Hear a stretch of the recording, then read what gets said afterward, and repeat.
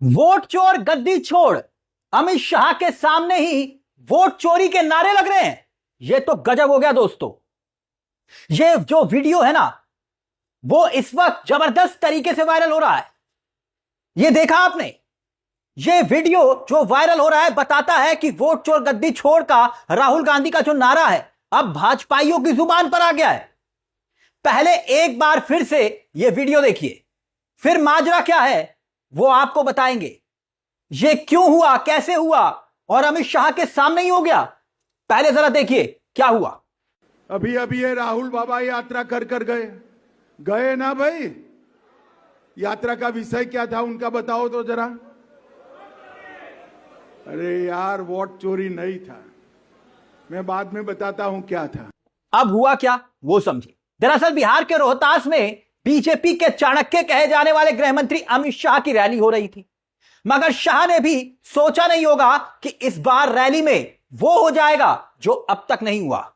क्योंकि हुआ ये कि रैली में अमित शाह ने लोगों से पूछ लिया, बताइए बताइए राहुल गांधी यहां क्यों आए हैं। अमित शाह को लगा होगा कि भाई जनता है, जनता बोलेगी, राहुल गांधी झूठ बोलते हैं, राहुल गांधी झूठ बोलने आए थे, राहुल गांधी यहां पर मुसलमानों की मदद करने आए थे, राहुल गांधी हिंदू विरोधी हैं, राहुल गांधी राष्ट्र विरोधी हैं। जो बातें व्हाट्सएप ग्रुप में फॉरवर्ड की जाती है बीजेपी आईटी सेल की तरफ से, उनको लगा वही बातें जनता दोहराएगी। लेकिन इस बार पासा पड़ गया उल्टा और अमित शाह की रैली में लोगों ने लगा दिए वोट चोर के नारे। गौर कीजिएगा, जब यह नारा अमित शाह के सामने गूंजा ना तो उनका चेहरा फीका पड़ गया। देखिए, एक बार दोबारा से देखिए कि आखिरकार तब जब अमित शाह को यह कहा गया वोट चोर तो वो एकाएक हक्के बक्के रह गए। देखिए जरा। अभी अभी ये राहुल बाबा यात्रा कर गए ना भाई। यात्रा का विषय क्या था उनका बताओ तो जरा। अरे यार, वोट चोरी नहीं था, मैं बाद में बताता हूं क्या था। अब यह घटना क्या है? यह घटना दोस्तों बताती यह है कि बिहार में जबरदस्त तरीके से यानी राहुल गांधी ने जो वोटर अधिकार यात्रा निकाली, उसमें जो नारा हर गली हर चौराहे पर लगाया, वोट चोर गद्दी छोड़, उसने एक हलचल पैदा कर दी है। वैसे तो अमित शाह को जनता से पूछना नहीं चाहिए था कि भाई राहुल क्यों आए, क्योंकि पूरा देश जानता है कि जो बिहार का राज्य है ना, जहां राजनीति को लेकर लोग बहुत गंभीर है, जागरूक है बिहार की जनता। 5वीं क्लास का बच्चा भी बता देगा कि राहुल और तेजस्वी ने किस मुद्दे को लेकर यात्रा निकाली थी। तो आखिरकार अमित शाह को यह पूछना ही नहीं चाहिए था। ऐसे में कौन ऐसा शख्स होगा जो इस मुद्दे के बारे में नहीं जानता होगा कि वोट चोरी को लेकर यात्रा निकाली। अब जनता की जुबान तो छोड़िए, भाजपाइयों की जुबान पर भी आ गया है वोट चोर वाला मसला। यह मुद्दा बीजेपी के लिए, खास तौर पर मोदी और अमित शाह के लिए कितना बड़ा सिरदर्द बन चुका है, उसका एक और उदाहरण देखने को तब मिला जब, याद कीजिए, कुछ घंटे पहले ही राहुल गांधी ने दोस्तों दूसरी बार जनता के सामने वोट चोरी के सबूत रखने का दावा किया। ठीक, फिर हुआ क्या? हुआ यह कि पूरी की पूरी भारतीय जनता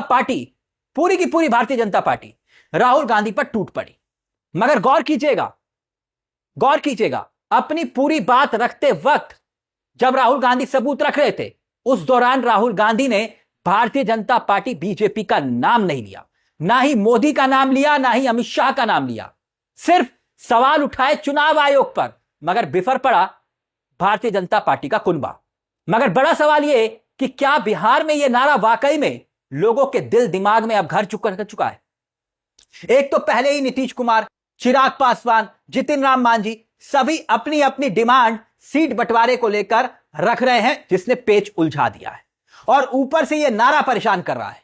गौर कीजिएगा, हो क्या रहा है? हो यह रहा है, खास तौर पर जो हिंदी पट्टी है यूपी बिहार में, जो मोदी अमित शाह से पहले भी बीजेपी को वोट किया करते थे, जो नेता यह सोचते हैं कि मोदी के बाद वोट डलना शुरू हुआ, उससे पहले भी जो बीजेपी का कैडर वोटर था, वो वोटर अगर यह सोचने लगे, मतलब हम वोट करें ना करें, हम तो विचारधारा से जुड़े हुए लोग हैं, जो बीजेपी का वोटर है वो यही सोचेगा हम विचारधारा से जुड़े हुए लोग।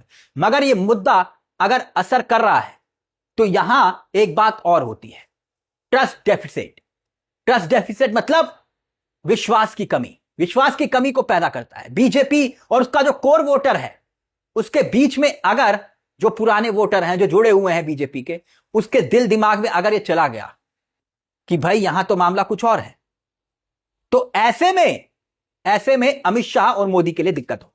2 दिन के लिए बिहार के प्रवास पे थे। प्रवास क्यों करना पड़ा? क्योंकि मामला कुछ दिख रहा है। राहुल तेजस्वी की यात्रा से हलचल है, जबरदस्त भीड़। और उस यात्रा को देखने में क्या मिला था? उस दौरान दिल्ली में अमित शाह ने बिहार के नेताओं के साथ मीटिंग की थी। जब यात्रा चल रही थी तो बिहार में मीटिंग नहीं हुई। बिहार से नेताओं को दिल्ली बुलाया अमित शाह ने, और सभी गठबंधन के सहयोगियों को अमित शाह ने पूछा था कि भाई माजरा क्या है, माजरा क्या है, क्या चल रहा है आपके क्षेत्र में। और तब माना गया था, अमित शाह ने कहा था कि एक्टिव हो जाइए।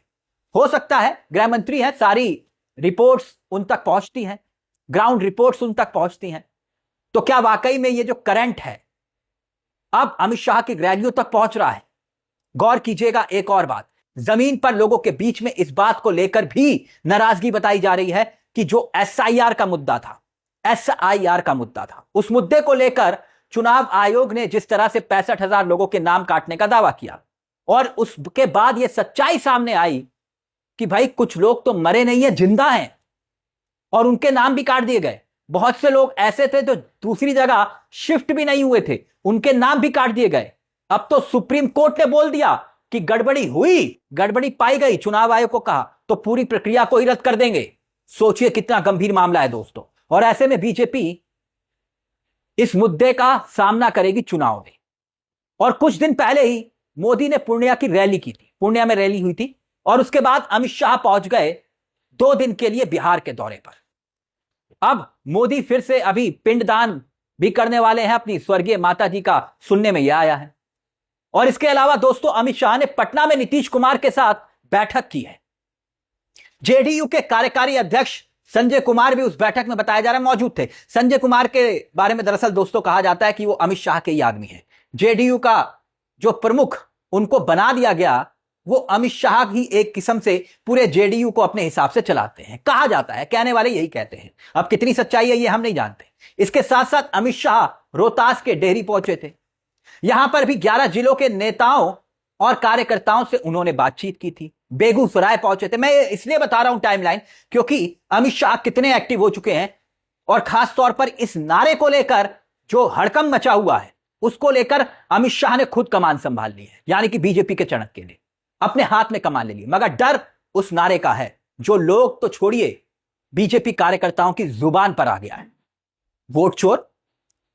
इस मुद्दे पर दोस्तों आपकी क्या राय है? आप हमें कमेंट बॉक्स में जरूर बताइएगा। मुझे तिलक चावला को दीजिए इजाजत। चलते चलते दरख्वास्त, हमारे चैनल को सब्सक्राइब करना मत भूलिएगा। यह मंच आपका है जहां पर कलम गुलाम नहीं।